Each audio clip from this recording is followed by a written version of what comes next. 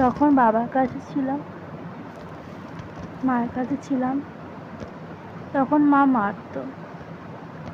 বিয়ের আগে পর্যন্ত আমি আমার মায়ের কাছে মার খেয়েছি। যেদিন বিয়ে 1 সপ্তাহ আগে আমি আমার মায়ের কাছে মার খেয়েছি। 1 সপ্তাহ আগে আমার জেঠু বলছে, মেয়েটার 1 সপ্তাহ পর বিয়ে, মেয়েটাকে মারছো। আর জেঠু আর নেই, চলে গেছে আমাদের ছেড়ে। তখন বিয়ে আমাকে বলছে, তুমি এত বড় হয়ে গেছো, তোমার মা তোমায় মারে, তুমি এত বড় মেয়ে, তোমার মা তোমায় কি করে মারে?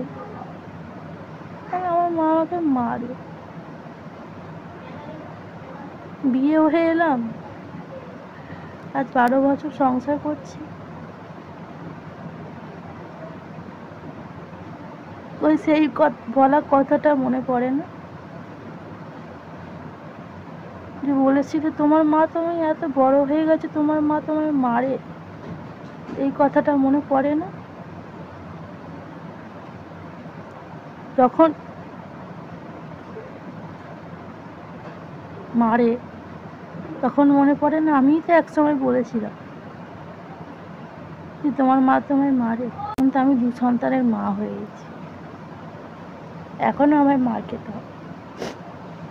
কষ্ট তো রয়েছে জীবনে। এখন মনে হয় মায়ের কাছে মারটাই ঠিক ছিল। তারা হাজার মারবে, হাজার বকবেও, তবু কাছে টেনে নেবে। এখানে মানুষ সেরম নয়।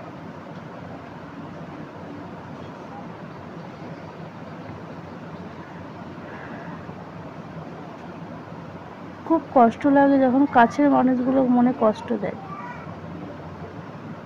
খুব কষ্ট লাগে।